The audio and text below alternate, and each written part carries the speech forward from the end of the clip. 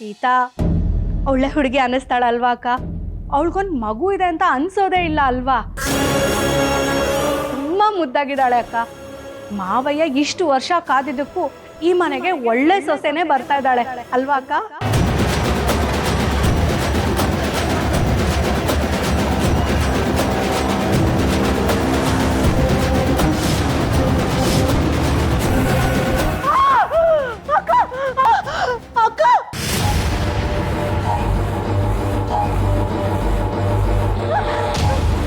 ಏನ್ ಮಾಡಿದ್ರಿ ಅಕ್ಕ?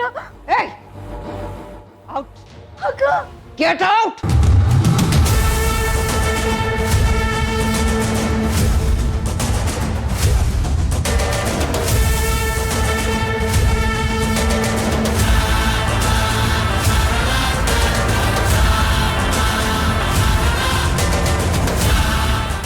ಸೀತಾ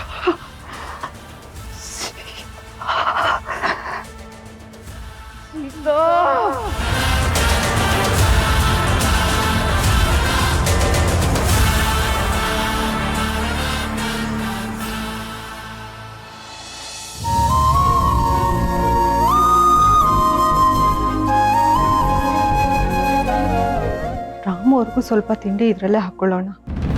ಪಾಪ ಕ್ಲಿನಿಕಲ್ಲಿ ಏನು ಸಿಗುತ್ತೋ ಏನೋ.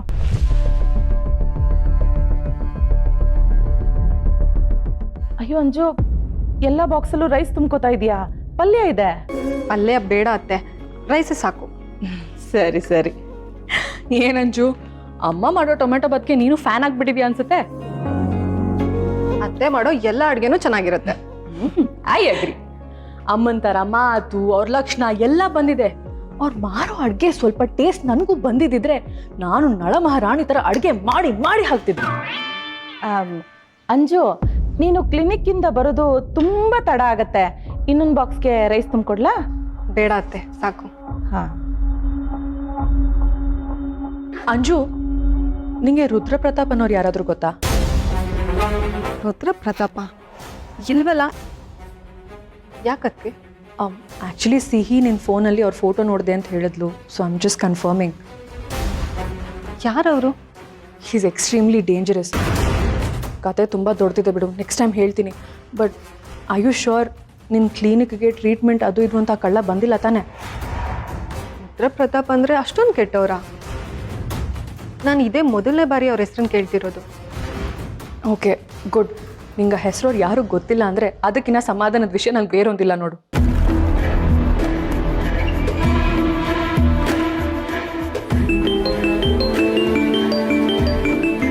ಆಗಲೇ ಕ್ಲಿನಿಕ್ಕಿಂದ ಕಾಲ್ ಬಂತು ಅನ್ಸುತ್ತೆ. ಅಲ್ಲ ಅಂಜು, ಆಯುರ್ವೇದಿಕ್ ಡಾಕ್ಟರ್ಗಳು ಇಷ್ಟೊಂದು ಬ್ಯುಸಿ ಇರ್ತಾರೆ ಅಂತ ನನಗೆ ಗೊತ್ತಿರಲಿಲ್ಲಪ್ಪ. ಶ್ರದ್ಧೆಯಿಂದ ಕೆಲಸ ಮಾಡೋರು ಎಲ್ಲರೂ ಬ್ಯುಸಿನೇ ಇರ್ತಾರಮ್ಮ. ಬರ್ಲಾ? ಸರಿ, ನಾನು ಹೊಡ್ತೀನತ್ತೆ. ಹೋಗ್ಬಮ್ಮ. ಈ ಹುಡುಗಿ ಏನೋ ತುಂಬ ಒಳ್ಳೆಯವಳೆ, ಎಲ್ಲೋ ಏನೋ ಸರಿ ಕಾಣ್ತಿಲ್ವಲ್ಲ.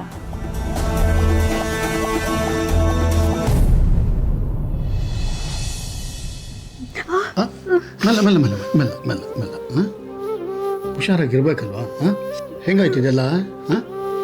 ಹುಷಾರಾಗಿರ್ಬೇಕಲ್ವಾ? ಬಿಸಿ ವಸ್ತುಗಳನ್ನ ಹ್ಯಾಂಡಲ್ ಮಾಡುವಾಗ ಎಚ್ಚರವಾಗಿರ್ಬೇಕು. ಆದರೂ ನನಗೊಂದು ವಿಷಯ ಅರ್ಥ ಆಗ್ತಿಲ್ಲ. ಕಾಫಿನೋ ಟೀನೋ ಸಿಡಿದ್ರೆ ಕೈ ಮೇಲೋ ಕಾಲ ಮೇಲೋ ಬೀಳಬೇಕು. ಅದು ಹೆಂಗೆ ಮುಖದ ಮೇಲೆ ಬಿದ್ದೋಗುತ್ತೆ? ಅಕ್ಕ ಹೀಗೆ ಮಾಡಿದ್ರು ಅಂತ ಹೇಳಿದ್ರೆ ಇವ್ರು ಕೂಗಾಡ್ತಾರೆ. ಮೊದಲೇ ಮನೆಯಲ್ಲಿ ಏನೂ ಸರಿಯಾಗಿಲ್ಲ, ಇದ್ಬಿಡೋದೇ ಒಳ್ಳೇದು. ಹೇಗೋ ಗೊತ್ತಿಲ್ಲ ರೀ, ಕೈ ತಪ್ಪು ಚೆಲ್ಲೋಯ್ತು, ಮುಖದ ಮೇಲೆ ಹಾರ್ತು. ಆಯ್ತು ಆಯ್ತು ಆಯ್ತು, ಮೆಲ್ಲ ಮೆಲ್ಲ. ಸ್ವಲ್ಪ ಸ್ವಲ್ಪ ಸ್ವಲ್ಪ. ಮೊದಲೇ ಸೂಕ್ಷ್ಮ, ನೀನು ಸೆನ್ಸಿಟಿವ್ ಸ್ಕಿನ್ನಿಂದು. ಎಷ್ಟು ಕಲರ್ ಇದೆಯಾ ನೋಡು. ಹೀಗೆಲ್ಲ ಮಾಡ್ಕೊಂಬಿಟ್ರೆ ಹಿಂಗೆ ನಿನಗೆ ನೋವು ತಡೆಯೋಕ್ಕೆ ಆಗಲ್ಲಪ್ಪ. ನೀನು ಈ ಥರ ನೋಡಿದ್ರೆ ನನಗೂ ಕಷ್ಟ ಆಗುತ್ತೆ. ಸಾಕು ಬಿಡ್ರಿ, ಕಡಿಮೆ ಆಗುತ್ತೆ. ಎಲ್ಲನೂ ಅಷ್ಟೊಂದು ಸಿಂಪಲ್ ಅಲ್ಲಮ್ಮ. ನಾವು ತುಂಬ ಹುಷಾರಾಗಿರ್ಬೇಕು. ಯಾವಾಗಲೂ ಮೈಯೆಲ್ಲ ಕಣ್ಣಾಗಿರ್ಬೇಕು. ಬರೀ ಅಡುಗೆ ಮನೆಯಲ್ಲ, ನಿಜವಾದ ಲೈಫಲ್ಲೂ ಕೂಡ ಹುಷಾರಾಗಿರಬೇಕು. ಸರಿ ಸರಿ ಸರಿ ಸರಿ ಸಾರಿ ಸಾರಿ. ಇವತ್ತು ಸೀತಾ ಮನೆಗೆ ಬರ್ತಿದ್ದಾಳೆ. ಸೀತಾ? ಯಾಕೆ? ಅಂದರೆ ಸೀತಾ ಮನೆಗೆ ಬರ್ತಿದ್ದಾಳೆ ಅನ್ನೋದು ಮಾತ್ರ ನನಗೆ ಗೊತ್ತು. ಮಾವಯ್ಯ ಅವಳನ್ನ ಏನಕ್ಕೆ ಕರೆಸ್ತಾ ಇದ್ದಾರೆ, ಅವಳು ಊಟಕ್ಕೆ ಇರ್ತಾಳೋ ಇಲ್ವೋ, ಇದು ಯಾವುದು ನನಗೆ ಗೊತ್ತಿಲ್ಲ. ಈ ಮನೆಯಲ್ಲಿ ಬರೋರ್ಗೆ ಹೋಗೋರ್ಗೆ ಇರೋರ್ಗೆ ಅಡುಗೆ ಮಾಡ್ಕೊಂಡಿರೋದೇ ನನ್ನ ಕೆಲಸ ಆಗೋಯ್ತು. ಮಾಡ್ಕೊಂಡಿರ್ತೀನಿ.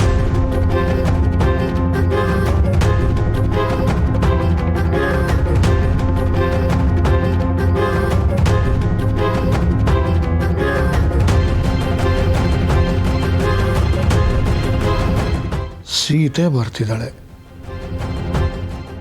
ಸೀತೆ, ನನ್ನ ರಾಮ ಮೆಚ್ಚಿರೋ ಸೀತಾ ಬರ್ತಿದ್ದಾಳೆ ಮನೆಗೆ. ಆಕೆ ನೋಡಿದ್ರೆ ವಾಣಿ ಅತ್ತಿಗೆನೇ ನೋಡ್ದಂಗೆ ಆಗತ್ತಪ್ಪ. ಆದರೆ ಅಪ್ಪಾಜಿ ಯಾಕೆ ಬರೋಕ್ಕೆ ಹೇಳ್ತಾರ ಅವಳಿಗೆ ಇವತ್ತು?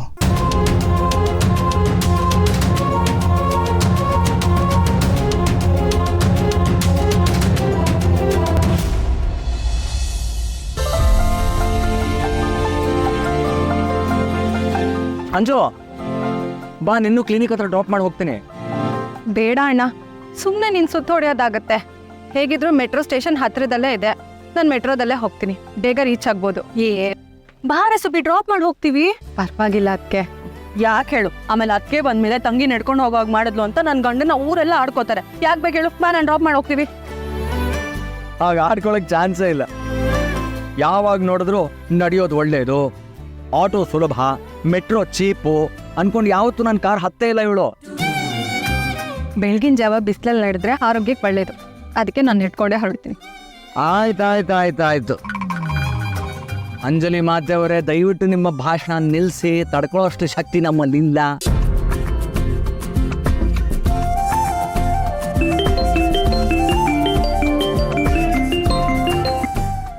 ನನಗೆ ಕಾಲ್ ಬರ್ತಿದೆ, ನಾನು ಮಾತಾಡ್ತಾ ನೆಟ್ಕೊಂಡು ಹೋಗ್ತೀನಿ. ಬಾಯ್ ಅಣ್ಣ. ಬಾಯ್ ಹುಷಾರು. ಬಾಯ್ ಅದಕ್ಕೆ, ಬಾಯ್. ಹುಷಾರು, ಟೇಕ್ ಕೇರ್.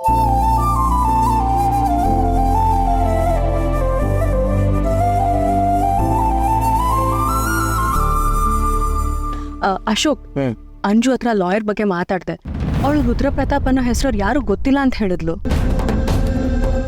ಹೌದಾ?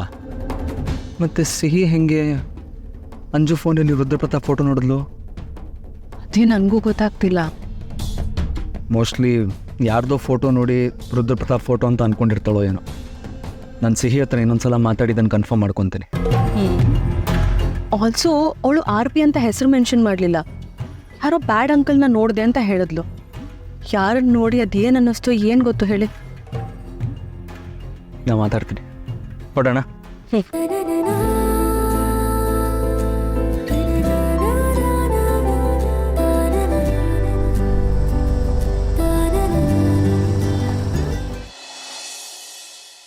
ಸೀತಾ, ತಾತನ ಮನಸ್ಸಲ್ಲಿ ಏನಿದೆ ಅಂತ ನನಗೇನೂ ಗೊತ್ತಿಲ್ಲ. ಬಟ್ ಐ ನೋ ನಿಮಗೆ ಈ ಸಿಚುವೇಶನ್ ಕಂಪ್ಲೀಟಾಗಿ ಅನ್ಕಂಫರ್ಟೇಬಲ್ ಫೀಲಿಂಗ್ ಕೊಡ್ತಾ ಇದೆ ಅಂತ ಅರ್ಥ ಆಗುತ್ತೆ. ಸಿಚುವೇಶನ್ ಬರುತ್ತೆ ಅಂತ ನಾನು ಗೆಸ್ ಮಾಡಿದ್ದೀರಾ.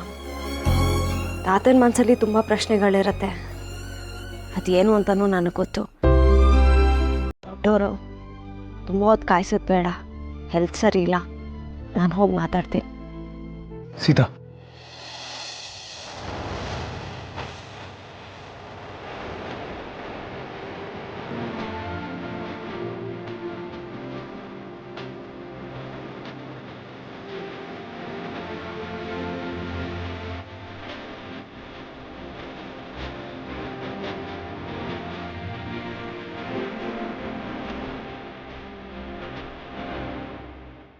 ಸೀತಾ, ತಾತ ನಿಮ್ಮನ್ನು ಏನು ಕೇಳ್ತಾರೆ, ನಿಮ್ಮ ಜೊತೆ ಏನು ಮಾತಾಡ್ತಾರೆ ನನಗೇನು ಐಡಿಯಾ ಇಲ್ಲ Sita. But remember one thing, I will always love you for ever.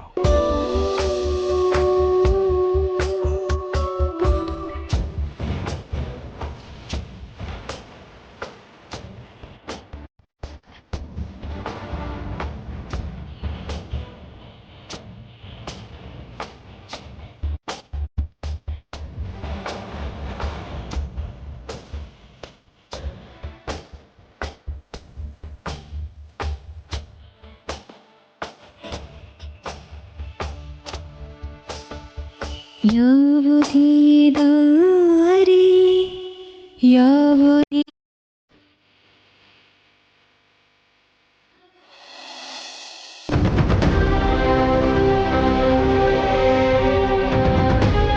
ನಮಸ್ತೆ ಸರ್. ಸೀತಾ ಬಾಮ್ಮ ಬಾ ಕೂತ್ಕೋ ಬಾ ಕೂತ್ಕೋ.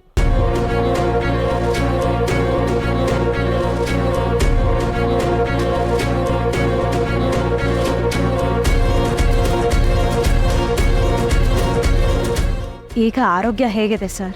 ನನ್ನ ಮಾನಸಿಕ ಆರೋಗ್ಯ ಕೇಳ್ತಿದ್ದೀಯೋ ಅಥವಾ ದೈಹಿಕ ಆರೋಗ್ಯನ?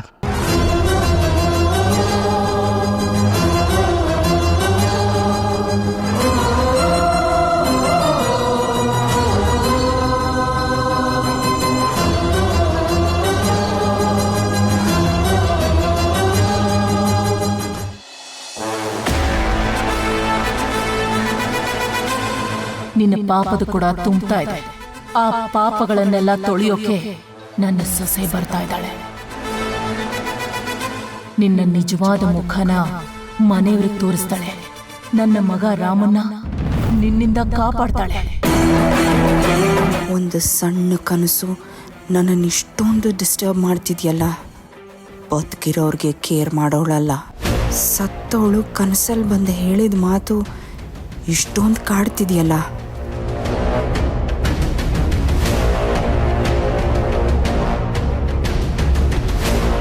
ನಾನು ಯಾವತ್ತೂ ಕೈ ಚಾಚ್ತವಳಲ್ಲ, ಬೇಡ್ಕೊಂಡವಳಲ್ಲ. ಆದರೆ ನಿನ್ನ ಮುಂದೆ ಇವತ್ತು ಬೇಡ್ಕೋತಾ ಇದ್ದೀನಿ. ಆ ಕನಸಿನಲ್ಲಿ ವಾಣಿ ಆಡಿದ ಮಾತುಗಳು ಒಂದು ನಿಜ ಆಗಬಾರ್ದು.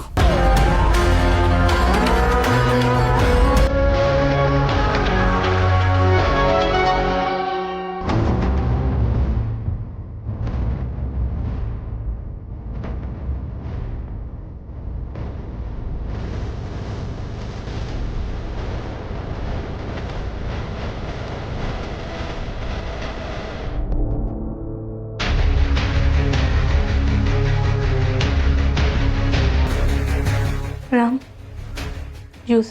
ನಂಗೆ ಬೇಡ ಚಿಕ್ಕಿ, ಥ್ಯಾಂಕ್ಸ್.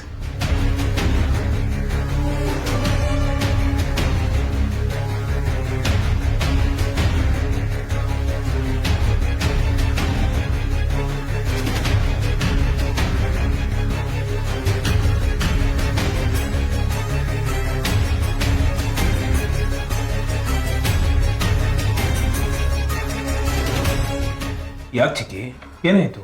ಜ್ಯೂಸ್ ಕೊಡೋಕ್ತಾನೆ ಹೋಗಿದ್ದು, ವಾಪಸ್ ಹಂಗೆ ತಂದಿದ್ರ?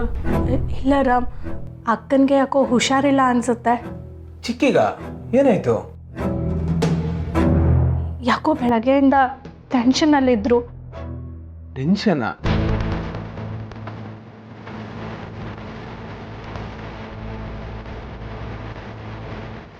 ಟೆನ್ಷನ್ ಮಾಡ್ಕೊಳ್ಳೋದಂಥದ್ದು ಏನಾಯ್ತು?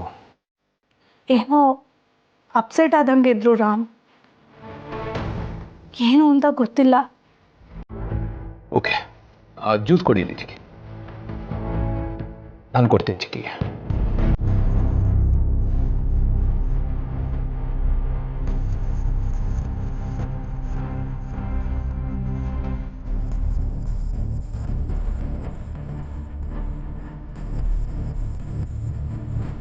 ಚಿಕ್ಕಿ,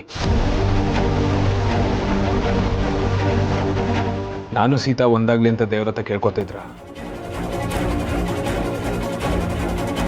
ಗೊತ್ತು ಚಿಕ್ಕಿ, ನನ್ನ ವಿಷಯಕ್ಕೆ ನೀವು ಸಿಕ್ಕಾಬಟ್ಟೆ ಅಪ್ಸೆಟ್ ಆಗಿದ್ದೀರಾ ಅಂತ. ನೀವು ಈ ಥರ ಡಿಸ್ಟರ್ಬ್ ಆಗಿರೋದು ನನ್ನ ಕೈಯಲ್ಲಿ ನೋಡೋಕ್ಕಾಗ್ತಿಲ್ಲ ಚಿಕ್ಕಿ. ರಿಯಲಿ ಸಾರಿ ಚಿಕ್ಕಿ, ರಿಯಲಿ ಸಾರಿ.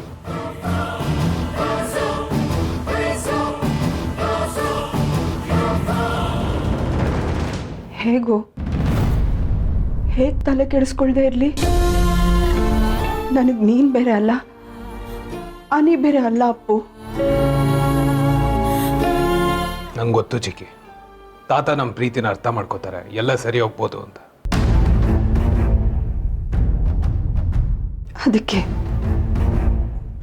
ಅದಕ್ಕೆ ನಾನು ಕಾಯ್ತಾ ಇದ್ದೀನಿ.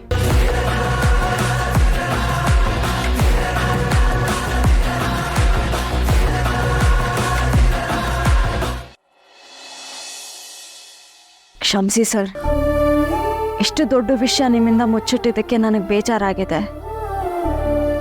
ನೀವು ನನ್ನನ್ನು ಇಲ್ಲಿಗೆ ಯಾಕೆ ಕರೆಸಿದ್ದೀರಾ ಅಂತ ನನಗೆ ಗೊತ್ತು.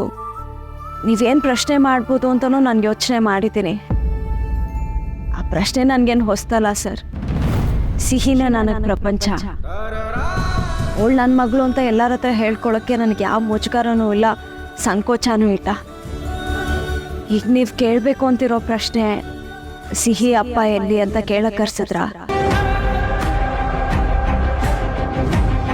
ಈಗಾಗಲೇ ತುಂಬ ಜನ ಈ ಪ್ರಶ್ನೆನ ಕೇಳಿದ್ದಾರೆ. ನೀವು ಈ ಪ್ರಶ್ನೆನ ಕೇಳೋಕ್ಕಿಂತ ಮುಂಚೆ ನಾನೇ ಹೇಳ್ತಾ ಇದ್ದೀನಿ. ಸಿಹಿ ಅಪ್ಪ ಎಲ್ಲಿದ್ದಾರೋ ಏನೋ ನನಗೆ ಗೊತ್ತಿಲ್ಲ. ಸಿಹಿನೂ ಅವ್ರನ್ನ ನೋಡಿಲ್ಲ. ಜೀವನದಲ್ಲಿ ಎಂಥ ಪರಿಸ್ಥಿತಿನೇ ಬರಲಿ, ನನಗೆ ಯಾವತ್ತೂ ಸಿಹಿನ ಬಿಟ್ಟು ಹೋಗೋದಿಲ್ಲ. ಸಿಹಿನೂ ನನ್ನ ಬಿಟ್ಕೊಡೋದಿಲ್ಲ. ಆಲ್ರೆಡಿ ಈ ವಿಷಯ ಗೊತ್ತಿದೆ ಅಂತ ನಾನು ರಾಮ್ ತಪ್ಪು ತಿಳ್ಕೊಂಡೆ. ಅದನ್ನು ಬಿಟ್ಟು ಇದನ್ನು ಮುಚ್ಚಿಡೋ ಉದ್ದೇಶ ಏನೂ ಇಲ್ಲ ಸರ್. ಈ ಸಾರ್ ಅನ್ನೋದನ್ನು ನಿಲ್ಲಿಸು ಸೀತಾ. ನೀನು ನೋಡು, ನಿನ್ನ ಪ್ರಾಮಾಣಿಕತೆ ಬಗ್ಗೆ ನನಗೆ ಯಾವ ಅನುಮಾನವೂ ಇಲ್ಲ. ಯಾವತ್ತು ನೀನು ಆಫೀಸ್ನಲ್ಲಿ ಬೋನಸ್ ಬಂದಿಲ್ಲ ಅಂತ ಎಲ್ಲರೆದುರುಗಳು ಸತ್ಯ ಹೇಳಿದೆಯೋ ಆಗಲೇ ನಿನ್ನ ಪರೀಕ್ಷೆನಲ್ಲಿ ಗೆದ್ದುಬಿಟ್ಟೆ ಮರಿ.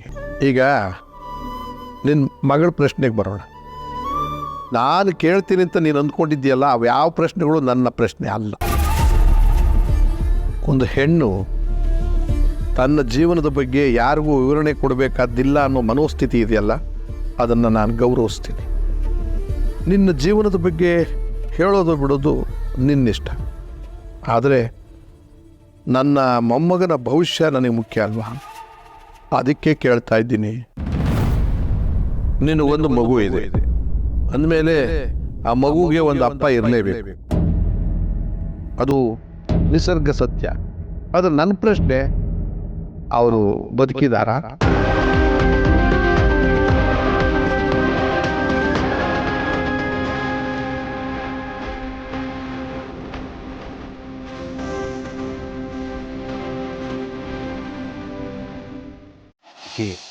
ಸೀತಾನೇ ಈ ಮನೆ ಸೊಸೆ, ಅದಕ್ಕೆ ಅಮ್ಮನ ಆಶೀರ್ವಾದನೂ ಇದೆ. ಆಶೀರ್ವಾದ? ನನ್ನ ಶಾಪದ ಮುಂದೆ ನಿನ್ನಮ್ಮನ ಆಶೀರ್ವಾದ ಗೆಲ್ಲೋದಕ್ಕೆ ಸಾಧ್ಯ ಇಲ್ಲ ರಾಮ. ಅಕ್ಕನೇ ಆಶೀರ್ವಾದ ಮಾಡಿದಾಳೆ ಅಂದಮೇಲೆ ಅದು ಈಡೇರುತ್ತೆ ಕಣೋ. ನಾನು ಈಡೇರಿಸ್ತೀನಿ. ನಿನಗೇನು ಖುಷಿನೋ ಅದು ಸಿಗೋ ಹಾಗೆ ಮಾಡ್ತೀನಪ್ಪು. It's a promise. ಚಿಕ್ಕಿ, ಸೀತಾನ ನಾನು ತುಂಬ ಪ್ರೀತಿಸ್ತಿದ್ದೀನಿ. ಇಫ್ ಇನ್ ಕೇಸ್ ತಾತ ಒಪ್ಕೊಳ್ದೆ ಹೋದ್ರೆ ಬೇರೆ ಯಾರು ಮದುವೆ ಆಗಲ್ಲ ಚಿಕ್ಕಿ.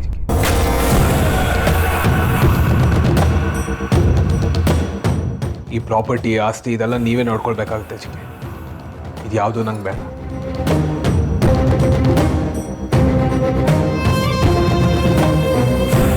ಅದು ಹೇಗಾಗುತ್ತೆ ಅಪ್ಪು? ಮತ್ತೆ ಹಾಗಾಗೋದಕ್ಕೆ ನಾನು ಬಿಡ್ತೀನ? ನೋಡು, ಡೋಂಟ್ ಥಿಂಕ್ ನೆಗೆಟಿವ್. ಅಕಸ್ಮಾತ್ ಮಾವಯ್ಯ ಒಪ್ಪಲಿಲ್ಲ ಅಂತಂದರೆ ಅವ್ರನ್ನ ಒಪ್ಸೋ ಜವಾಬ್ದಾರಿ ನಂದು. Okay, you don't worry. Thank you so much chikki. ಚಿಕ್ಕಿ ತಗೊಳ್ಳಿ.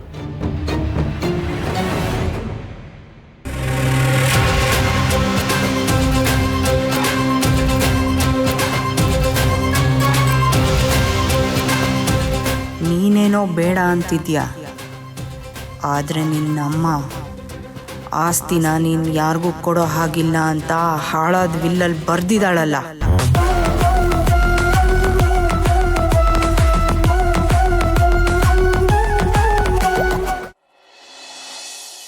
ನೀನು ಒಂದು ಮಗು ಇದೆ ಅಂದಮೇಲೆ ಆ ಮಗುಗೆ ಒಂದು ಅಪ್ಪ ಇರಲೇಬೇಕು.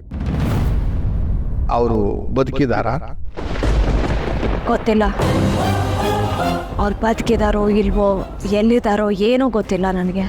ಮುಂದೆ ಇನ್ಯಾವ ಪ್ರಶ್ನೆನೂ ಕೇಳದೇ ಇರೋ ಥರ ಉತ್ತರ ಕೊಟ್ಬಿಟ್ಟೆ. ಬಿಡು, ನಾನೇನು ಕೇಳೋದಿಲ್ಲ. ಆದರೆ ನಿನ್ನ ಮುಂದೆ ನಾನೊಂದು ಬೇಡಿಕೆ ಇಡ್ತಾ ಇದ್ದೀನಿ. ಇದಕ್ಕೆ ನಿನ್ನ ಒಪ್ಪಿಗೆನ ನನಗೀಗಲೇ ಹೇಳಬೇಕು ಅಂತೇನಿಲ್ಲ. ನೀನು ರಾಮು ಹತ್ರ ಹೇಳಿದ್ರು ಸಾಕು. ಅದೇನು ಅಂತ ಕೇಳಿ ತಾತ.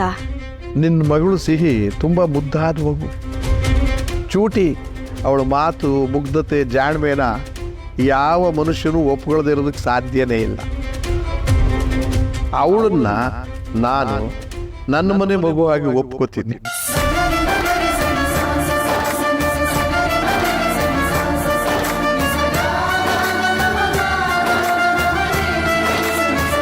ಇನ್ನು ನಿನ್ನಲ್ಲಿ ಹುಡುಕಿದ್ರೂ ಯಾವ ಲೋಪ ದೋಷವೂ ಇಲ್ಲ ಕಣಮ್ಮ. ನಮ್ಮ ರಾಮುಗೆ ತಕ್ಕ ಹೆಣ್ಣು ನೀವು. ನಿನ್ನ ಹಳೆಯ ಜೀವನ ಇದೆಯಲ್ಲ, ಅದು ನಮಗೆ ಬೇಕಾಗಿಲ್ಲ. ನಿನ್ನನ್ನು ನಾನು ನಮ್ಮ ಮನೆ ಸೊಸೆಯಾಗಿ ಸ್ವೀಕರಿಸ್ತೀನಿ.